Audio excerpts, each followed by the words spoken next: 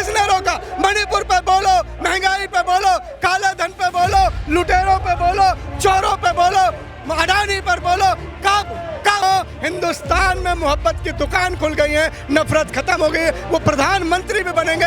ये बाइट को भी आप कोट करके रख लीजिएगा। उस दिन फिर आप मुझसे कहेंगे कि पंडित जी आपकी ये बात भी सही हो गई, लेकिन मणिपुर तो बोलेगा, अडानी का रिश्ता बोलेगा। मोदी जो चोर हैं लेकर देश का खजाना भाग गए, उन चोरों पर कहता हूँ ना, मैं एक बात कहता हूँ कि छाती में वो जोर भरो, जो चोर है उसे चोर कहो। कौन उनके साथ था? कौन जयचंद थे? कौन गद्दार थे?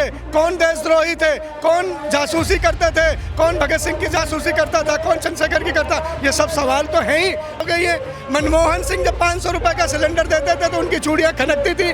आज मोदी जी 1100 की देते हैं तो चूड़ियों को घुन लग गया है। स्मृति ईरानी जैसे किसी कोने में भी नहीं देखेंगी। 24 में सदन के चौखट तो जाना दूर, ये दीवारों के आसपास भी नजर नहीं आएंगी। जनता ऐसी दुत्कारने को तैयार है।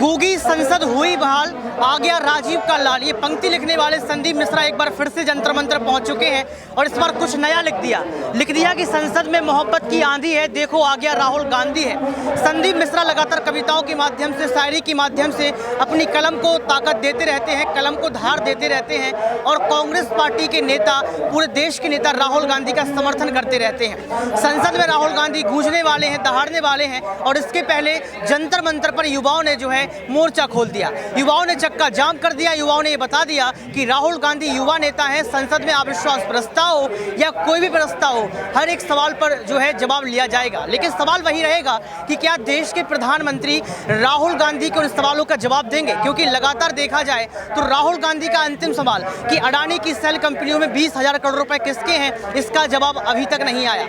मणिपुर की हिंसा को लेकर कांग्रेस पार्टी के नेताओं ने सवाल दाग दिए, जवाब अभी तक नहीं आया। महंगाई के मुद्दे को लेकर सवाल दे दिए, जवाब अभी तक नहीं आया। जवाब कब मिलेगा, इस पर बात करने के लिए संदीप मिश्रा से जानेंगे। सर कैसे हैं आप? मैं अच्छा हूँ और आज का देश का सबसे बड़ा सवाल है, वेयर इज मोदी? हिंदुस्तान जानना चाहता है मोदी कहाँ है, पूछता है भारत, बताओ मोदी तुम कहाँ हो? देश की जनता जानना चाहती है मोदी कहाँ छुपे हैं। कब आओगे मोदी? कब बोलोगे मोदी? क्या मुंह खोलोगे मोदी? क्या फिर से बेटियों पर कोई दर्द आएगा मोदी को? देश जानना चाहता है कि देश का प्रचार मंत्री तो कोने कोने में दिख जाता है, लेकिन जब प्रधानमंत्री बन के आना होता है तो कहाँ छुप जाता है देश का प्रधानमंत्री? अविश्वास प्रस्ताव को लेकर राहुल गांधी जो है बोलने वाले हैं, लेकिन कयास लगाया जा रहा है कि प्रधानमंत्री नहीं पहुंचेंगे, फिर नहीं पहुंचेंगे। कैसे आपको न्याय मिलेगा, कैसे सवालों का जवाब मिलेगा? हिंदुस्तान और दुनिया का सबसे बड़ा लोकतंत्र का मंदिर इस बात की तस्दीक कर रहा है, गवाह है। वो देख रहा है कि आज सदन में असली शेर कौन है और नकली खिलौने कौन है। असली शेर मणिपुर भी जाता है, असली शेर भट्टा पर सौल भी जाता है, अडानी पर सवाल भी खड़ा करता है। वो पोस्टर भी लहराता है जिसमें अडानी के हवाई जहाज में मोदी जी आराम फरमा रहे हैं। 4 अगस्त को आपने कहा था कि राहुल गांधी संसद पहुंच जाएंगे। आपकी बात तो सही हो गई क्योंकि आपके अंदर वो ताकत थी, आपका समर्थन था। संसद पहुंचने के बाद सवाल वही है, जवाब नहीं निकल के आ रहा है। तमाम लोग बैठे रहते हैं, जवाब कैसे निकलेगा? आज एक ब्राह्मण का बच्चा जंतर मंतर से एक और भविष्यवाणी कर रहा है कि लाल किले से एक गूंज आएगी और राहुल गांधी बोलेंगे, भाइयों और बहनों, हिंदुस्तान में मोहब्बत की दुकान खुल गई है, नफरत खत्म हो गई है। वो प्रधानमंत्री भी बनेंगे। इस बाइट को भी आप कोट करके रख लीजिएगा। उस दिन फिर आप मुझसे कहेंगे कि पंडित जी आपकी ये बात भी सही हो गई। मैं दुआ कर रहा हूँ, मैं 2 अगरबत्ती फालतू जलाता हूँ, भगवान शंकर की आरती ज्यादा करता हूँ कि राहुल गांधी को इतनी शक्ति दें कि वो मोहब्बत की दुकान को पूरे हिंदुस्तान में खोलें, देश को आगे बढ़ाएं। आज देश को, संविधान को, भारत को, सदन को, जनता को, आवाम को राहुल की जरूरत है। संदीप जी, संसद में क्या क्या सवाल रखने वाले हैं यहाँ पर राहुल गांधी? देखिए, वो राहुल गांधी जी की टीम ने तैयार किया होगा, लेकिन मणिपुर तो बोलेगा, अडानी का रिश्ता बोलेगा।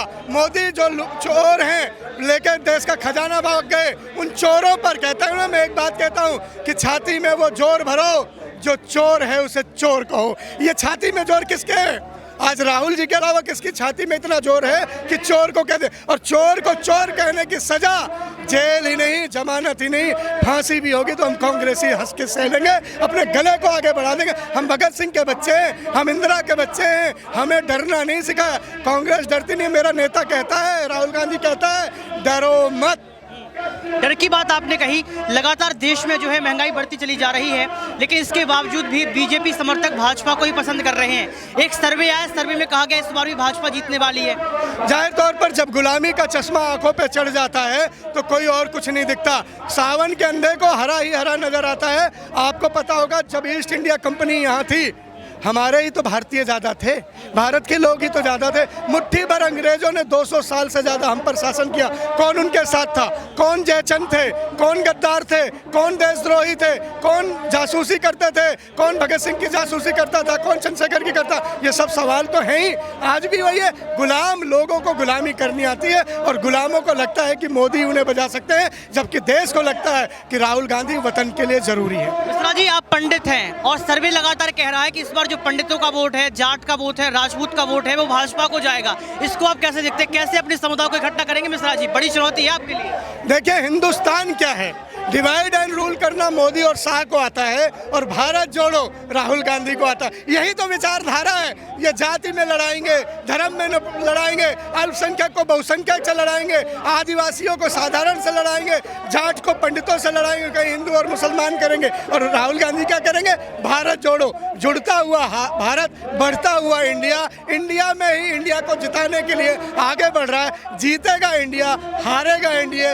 और मोदी जी झोला उठा के अपनी भविष्यवाणी को सही करके किसी कोने में बैठ जाएंगे। इनको कोई पूछने वाला भी नहीं होगा। मोदी जी मन की बात कर रहे थे, अभी जो रेलवे का उद्घाटन किया उसको लेकर लगातार बात कर रहे थे कि विपक्ष को कोई काम पसंद नहीं आता है, विपक्ष कुछ करता भी नहीं है, ना कुछ करने देता है। मोदी जी के हाथ किसने मरोड़ रखे, मुझे ये बताओ।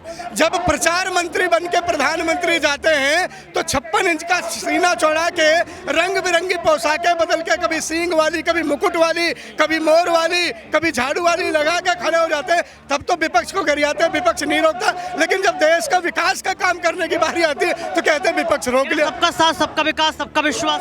कब? हम तो कह रहे हैं बड़ी अच्छी लाइन है। कब? करो ना। अरे करते क्यों नहीं? करो, यही समय है, करो। किसने रोका? मणिपुर पे बोलो, महंगाई पे बोलो, काले धन पे बोलो, लुटेरों पे बोलो, चोरों पे बोलो, अडानी पर बोलो। कब? कब? सबका साथ, सबका विकास कब? भैया बोलो।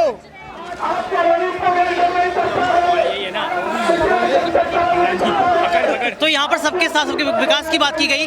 आप देख सकते हैं कैसे युवा जो है एक युवा के पीछे भाग रहे हैं, यानी कि युवाओं को आगे बढ़ाने का काम कर रहे हैं। कैसे संसद में मोहब्बत की आंधी है। देखो आ गया राहुल गांधी है। मैंने तब भी आपको कहा था, आपको याद होगा कि कितने राहुल रोकोगे, घर घर से राहुल निकलेगा।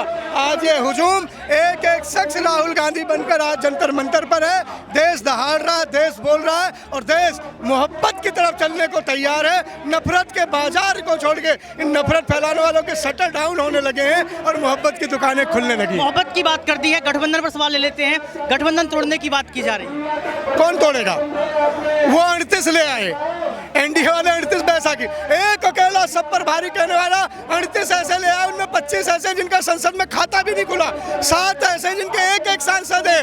अरे अपनी 22 लाख की वोटें हैं और उनकी 1 लाख की वोट, 1 करोड़ की वोट के लिए लोगों को जोड़ रहे हो। मोदी जी कुछ तो शर्म करो। कहते क्या हो, करते हो क्या हो, दिखते क्या हो, बनते क्या हो, बोलते क्या हो, जनता क्या समझे आपसे? संसद घेराव के फायदे क्या क्या? संसद घेराव की आप बात कर रहे हैं। आदरणीय जेपी जी कह के गए थे कि जब जब संसद आवारा होती हैं तब तब सड़कों पर कोहराम होता है। आज सड़कों पर कोहराम है, जाहिर तौर पर संसद आवारा है। संविधान की सुनने वाला कोई नहीं। संसद पर नकेल डालने के लिए युवाओं को सड़क पर आना होगा और हम राहुल गांधी जी के नेतृत्व में सड़क पर। स्मृति सड़क पे दिख रही है, स्मृति ईरानी सड़क पे दिख रही है। स्मृति ईरानी क्यों दिखेंगी? जो वो चूड़ियां लहराती थी आज सोने की हो गई है, हीरे की हो गई है, मोतियों की हो गई है। मनमोहन सिंह जब 500 रुपए का सिलेंडर देते थे तो उनकी चूड़ियां खनकती थी। आज मोदी जी 1100 की देते हैं तो चूड़ियों को घुन लग गया है, क्योंकि तब एक सीधा प्रधानमंत्री था, किसी की भी सुन लेता था। आज स्मृति ईरानी को यह भी नहीं पता कि गोवा में उनकी बेटी बेइज्जती क्या है। लेकिन कैसे आप स्मृति ईरानी को चुनौती दे पाएंगे, क्योंकि लगातार जो है मन की बात में शामिल होती हैं, मणिपुर हिंसा पर नहीं बोलती हैं, लेकिन आपका सवाल तो स्मृति से है ना सर? स्मृति ईरानी को जवाब मैं नहीं दूंगा, अमेठी देगी, देश देगा, वतन देगा। स्मृति ईरानी जैसे किसी कोने में भी नहीं देखेंगी। 24 में सदन के चौखट तो जाना दूर, ये दीवारों के आसपास भी नजर नहीं आएंगी। जनता ऐसे दुत्कारने को तैयार है। राहुल को चुनौती दे रही है कि राहुल को हरा देंगे। वायनाड से कभी कभी जोकर भी चल जाता है ताश के पत्तों में, लेकिन 52 पत्तों की बाजीगरी में बादशाह होता है और बादशाह रिटर्न। प्रधानमंत्री बना देंगे, हैं? प्रधानमंत्री बना देंगे राहुल को। जाहिर तौर पर इंडिया बना रहा है प्रधानमंत्री। मैं कौन हूँ, आप कौन है? इंडिया ने ठाना है राहुल गांधी को प्रधानमंत्री बनाना है। अब इंडिया की बारी है, जीत की तैयारी है। Thank you. संदीप मिश्रा जो है लगातार इस पर बात कर रहे थे, अपनी बातों को रख रहे थे, लगातार ये बता दिया कि इंडिया इस बार राहुल गांधी को प्रधानमंत्री बना देगी, और ये भी बता दिया कि स्मृति ईरानी जो पहले चूड़ियां खनखनाती थी, सिलेंडर के मुद्दों पर बात करती थी, अब जो है लगातार आने वाले समय में जो है यहाँ पर बात करते हुए नजर आएंगे स्मृति ईरानी 2024 के चुनाव में। लेकिन यहाँ पर जानने का ये प्रयास करेंगे और लोगों से कि कैसे जो है यहाँ पर लड़ाई करेंगे, कैसे आप जीत पाएंगे, कैसे आप जो है यहाँ पर बीजेपी को चुनौती दे पाएंगे। चुनाव नजदीक है, युवा इकट्ठा हो गया है जोरों शोरों से। अब तो राहुल भी संसद पहुंच चुके हैं। जी, राहुल गांधी की संसद सदस्यता बहाल हो चुकी है। यह असत्य पर सत्य की जीत है। सत्य परेशान हो सकता है लेकिन कभी पराजित नहीं हो सकता। और महंगाई बेरोजगारी के खिलाफ जो राहुल गांधी लड़ रहे हैं, देश में कोई पार्टी नहीं लड़ रही है जितनी शक्ति से। संसद तो पहुंच चुके हैं राहुल गांधी, लेकिन प्रधानमंत्री नहीं पहुंच रहे हैं। जी, उसका भी समय आएगा, आएगा, जरूर आएगा। वो भी प्रधानमंत्री बनेंगे, देश बनाए इलेक्टेड होकर। राहुल गांधी के सवालों के जवाब देने के लिए प्रधानमंत्री नहीं पहुंच रहे हैं संसद में, सवाल ही है। वो उनका काम है हमेशा भागने, सवालों से भागने का उनका हमेशा काम रहा है। हिम्मत का काम नहीं। देश के सवालों में जवाब देने की हिम्मत नहीं है उसमें। सवाल तो फालतू के सवाल है, कुछ अच्छे सवाल नहीं है राहुल। जनता से पूछो ना कि फालतू के टमाटर देखने को नहीं मिल रहे लोगों को।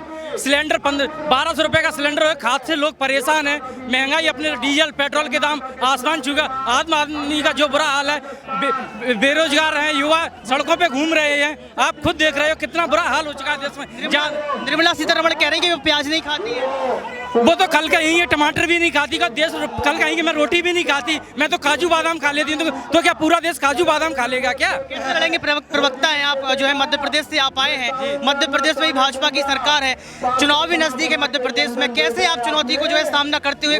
हमारे मध्य प्रदेश के जो मुख्यमंत्री जी हैं, घोषणावीर हैं, वो 25,000 से ज्यादा घोषणाएं कर चुके हैं जिन्हें आप बिल्कुल पूरी नहीं। हर हफ्ते नारियल फोड़ते हैं, नारियल लेके चलते हैं और उनका जाना तय है बिल्कुल। आज तो फोड़ दिया, लेकिन ज्योतिरादित्य सिंधिया ने कांग्रेस को तो फोड़ दिया था ना। ज्योतिरादित्य सिंधिया कांग्रेस से जो है विदाई ले ली। सिंधिया जी का जनाधार उनके साथ ही चला गया। उनका अब कोई जनाधार, उनका जनाधार सिर्फ पार्टी में रहने से था। कहते तो है कि सिंधिया के बिना मध्य प्रदेश अधूरा है। सिंधिया जिसके बिल्कुल बात गलत है। सिंधिया कांग्रेस की वजह से सिंधिया थे, आज सिंधिया बीजेपी में, तो उनका कोई भाजपा है। मध्य प्रदेश में 3 तरह की भाजपा है, नाराज भाजपा, महाराज भाजपा और शिवराज भाजपा। और अब इस तीनों भाजपाओं का मिलके अंत होने वाला है। लेकिन महाराज भाजपा तो हावी है ना। नहीं, बिल्कुल भी नहीं है। चंबल में सिंधिया का अस्तित्व उनके बीजेपी में जाने से ही खत्म हो गया उनका अस्तित्व। क्योंकि सिंधिया तो मुख्यमंत्री बनना है, भाजपा के पास जो है वोट बैंक ज्यादा है। सिंधिया तमाम समुदाय के वोट बैंकों को रखते हैं, आदिवासी वोट बैंक। एक बार सिंधिया जी को घोषणा करके देख ले मुख्यमंत्री चेहरा, अगर जमाना जब्त ना हो जाए मध्य प्रदेश में उनकी, तो आप खुद देख लेना। चंबल क्षेत्र के 16 विधायक उनके साथ गए थे। चंबल क्षेत्र के 16 विधायक उनके साथ गए थे। मुरैना से भी कुछ विधायक गए थे, वो सारे हार गए। मंत्री पद पे थे, वो भी हार गए। कह रहे थे आप कितने जीते थे मध्य प्रदेश से चुनाव? जब सिंधिया साथ गए थे तो कितने जीते? पूरे जीत जाते। 40 से 42 बाकी के मुरैना जिले से सभी हार गए थे ना, चंबल से सब हारे थे ना रे, 1-2 जीत गए थे ना। बाकी के सिंधिया जी की हाल हो रही है। कमलनाथ जो है अपने दम पर चुनाव लड़ लेंगे। कमलनाथ ही मुख्यमंत्री बनेंगे, बिल्कुल। तो कमलनाथ जो है इस बार किस रणनीतियों के आधार पर चुनाव लड़ रहे हैं? जनता क्या पसंद कर रही है? कमलनाथ के साथ जनता है, विश्वास है, कमलनाथ जी के विश्वास है जनता। और अगर कमल आप हम घोटालों से त्रस्त आ चुकी है, एक के बाद घोटाले, पुलिस भर्ती, शिक्षक भर्ती, पटवारी भर्ती, एक के बाद युवा परेशान हो चुका है। शिवराज मामा से एक के बाद घोटाले किए जा रहे हैं व्यापम में। और उसके भाजपा के विधायक घर घर दारू सौंपने का काम करते हैं। हर गांव दारू पहुंचाने, कंट्रोल मिले या ना मिले, मगर दारू का ठेका आपको हर गांव में मिलेगा। साथ आप अत्याचार देख रहे हैं, आदिवासियों के साथ आप अत्याचार। सवाल तो ये है कि शिवराज सिंह चौहान बागेश्वर धाम पहुंचे तो कमलनाथ भी बागेश्वर धाम पहुंच गए। जी, वो उनकी श्रद्धा है, वो किसको मानते हैं। सबकी अपनी अपनी हिंदू धर्म है, तो भगवान को ही पूजेंगे, मानेंगे। पर रहे कि नकल कर रहे हैं, कमलनाथ शिवराज की नकल कर रहे हैं। नहीं, ऐसा कुछ नहीं है। वो तो घर में श्रद्धा है। करेंगे सारे। कौन क्या भागवत और गीता कुरान नहीं पढ़ सकता, क्या नहीं करवा सकता? सब करवा सकते हैं, स्वतंत्र है। मध्य प्रदेश में क्या कोई का वो है जनाधार कि वो चाहेगा वही होगा। सब बुला सकते हैं। जो कह रहे थे आप? जितना कमल शिवराज जी को है हक धर्म को मानने का, उतना कमलनाथ जी को। अकेली बीजेपी की हिंदूवादी पार्टी नहीं है वो। आपका विधानसभा क्षेत्र किस पार्टी को पसंद करता है? हमारा विधानसभा क्षेत्र कांग्रेस पार्टी जौरा विधानसभा क्षेत्र पंकज उपाध्याय के अलावा कोई दूसरा नाम नहीं है। ग्वालियर चंबल संभाग में मुरैना जिले में जौरा विधानसभा क्षेत्र है। ग्वालियर से सिंधिया है, तो सिंधिया का वोट बैंक ज्यादा है या फिर जो जौरा क्षेत्र है वहाँ इंडिया का पर? मराठा समाज है ही नहीं, मध्य प्रदेश में नहीं है। कहाँ है? मुझे उसका समाज बताएं, उसका वोट बैंक बताएं। किस इंडिया का कोई जनाधार नहीं बचा। उनका जनाधार कांग्रेस पार्टी में से था, उनका जनाधार बीजेपी में सिंधिया कांग्रेस में वापसी करते तो स्वीकार है सिंधिया? नहीं जिस पार्टी का हमको स्वीकार नहीं है। पार्टी के ऊपर नेता पर जनता बिल्कुल कतई स्वीकार नहीं यानी करेगी। कि आप दोगले लोगों को सिंधिया को कोई जगह नहीं है? बिल्कुल जनता कोई स्वीकार नहीं करेगी। कमलनाथ ही मुख्यमंत्री। कमलनाथ मुख्यमंत्री ओनली चेहरा। इस बार मुख्यमंत्री कौन मध्य प्रदेश का? कमलनाथ के चेहरे पर नेतृत्व में सारे नेता मिलकर चुनाव लड़ने की तैयारी में है। उनके पास अभी कोई मुख्यमंत्री का चेहरा ही नहीं। बीजेपी पे कम से 5, 7, 8 चेहरे हैं। कैलाश विजयवर्गीय, नरोत्तम मिश्रा, शिवराज सिंह, प्रहलाद पटेल, जाने कितने चेहरे हैं। मध्य प्रदेश 150 पार, 150 पार कांग्रेस। कांग्रेस कमलनाथ जी के नेतृत्व में एक ही चेहरा कमलनाथ जी। ये सब नए नए है ना, ये कांग्रेस की सरकार बनाएंगे। अच्छा, भाजपा की। हाँ। ठीक है, तो यहाँ पर कांग्रेस की सरकार बनाते नजर आ रहे हैं मध्य प्रदेश के अंदर। जौरा से ये तमाम लोग आए हैं। सबसे बड़ी बात ये है कि सिंधिया को नकार दिया, ये कह दिया कि अगर सिंधिया घर वापसी करते तो सिंधिया को कोई मौका नहीं दिया जाएगा। और सिंधिया यहाँ पर मुख्यमंत्री बनने के सपना भी देखते आए हैं। अब देखना ये पड़ेगा कि युवा जो है ये कैसे कमलनाथ की सरकार बनाते हैं और कैसे मध्य प्रदेश में जो है भाजपा पार्टी को उखाड़ फेंकने का काम करते हैं। क्योंकि भाजपा पार्टी का जो एक आंकड़ा है, जो समीकरण है, वो लगातार ये बता रहा है कि यहाँ पर जो है कहीं ना कहीं इस बार जो है सरकार बन सकती है फिर से मध्य प्रदेश में भाजपा की। लेकिन कांग्रेस पार्टी के समर्थकों ने ऐलान कर दिया कि इस बार कुछ भी हो जाए सरकार तो कांग्रेस की बनेगी मध्य प्रदेश के अंदर। तो ये मध्य प्रदेश की तस्वीर भी आपने इस समय देख ली।